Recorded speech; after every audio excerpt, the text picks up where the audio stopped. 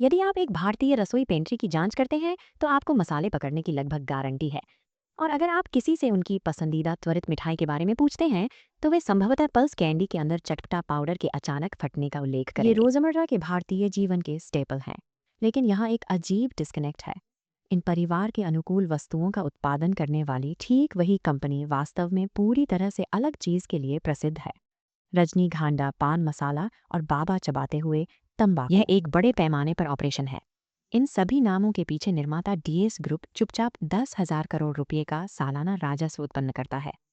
1990 के दशक में समूह की लगभग 90% आय तंबाकू चबाने पर निर्भर थी। हालांकि उस पूरे क्षेत्र को सख्त सरकारी नियमों और सार्वजनिक अनुमोदन में महत्वपूर्ण गिरावट का सामना करना पड़ रहा था। उनके नकदी का प्राथमिक स्रोत सिकुड़ते बाजार से जुड़ा हुआ था। लेकिन आज तक उस पंक्ति का पालन करें, उस मुख्य तंबाकू व्यवसाय को जानबूझकर सिकुड़ दिया गया है। आज यह उनके कुल राजस्व का 10% से भी कम है। एक कंपनी बिना ढहने अपनी आय के मुख्य स्रोत से दूर नहीं जाती है।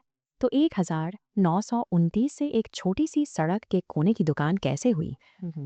इसकी वित्तीय जीवनधारा को बदलें और एक विविध समूह बने। यह देखने के लिए कि उन्होंने इसे कैसे अंजाम दिया, दिल्ली के चांदनी चौक में 1929 पर जाएं। धर्मपाल और सत्यपाल ने एक छोटी संसाधनों की कमी से भरी गिरवी की दुकान खोली। उन्होंने अपने दैनिक ग्राहकों के साथ सौंफ, रॉक शुगर और तंबाकू के विभिन्न मिश्रणों का परीक्षण करने में घंटों बिताए।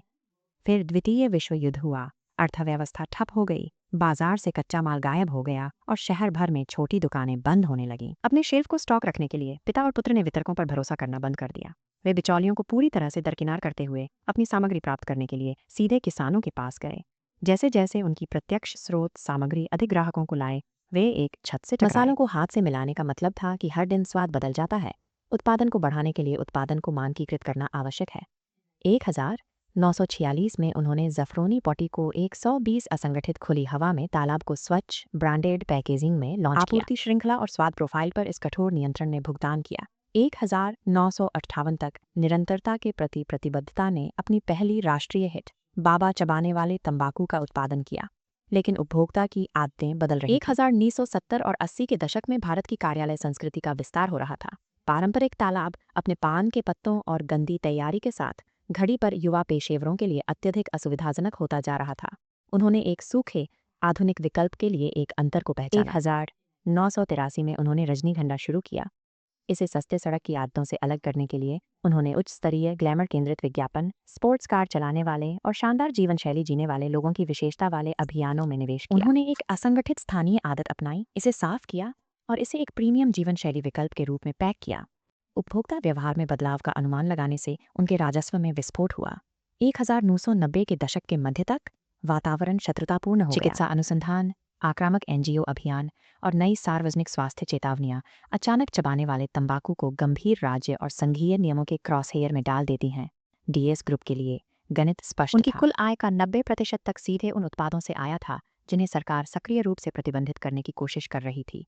कंपनी नेतृत्व की नई पीढ़ी रविंद्र और राजीव कुमार ने अपने मुख्य व्यवसाय पर अपनी निर्भरता को सक्रिय रूप से खत्म करने का फैसला किया। नियमों के लिए मजबूर होने से पहले उन्होंने आगे बढ़ने का फैसला किया। उन्होंने अपनी पूंजी को तेजी से आगे बढ़ने वाली उपभोक्ता वस्तुओं में पुनर्निर्देशित किया, ऐसे क्षेत्र जहां मांग स्थिर थी और ब्रांडिंग पूरी तरह से सुरक्षित थी। उन्होंने कैच नेचुरल स्प्रिंग वाटर में विस्तार किया और एक परिवार के अनुकूल माउथ फ्रेशनर पास लॉन्च किया। विविधीकरण की इस सोची समझी रणनीति ने 2015 तक का निर्माण किया, जब उन्होंने पल्स कैंडी के साथ एक स्थिर बाजार में प्रवेश किया।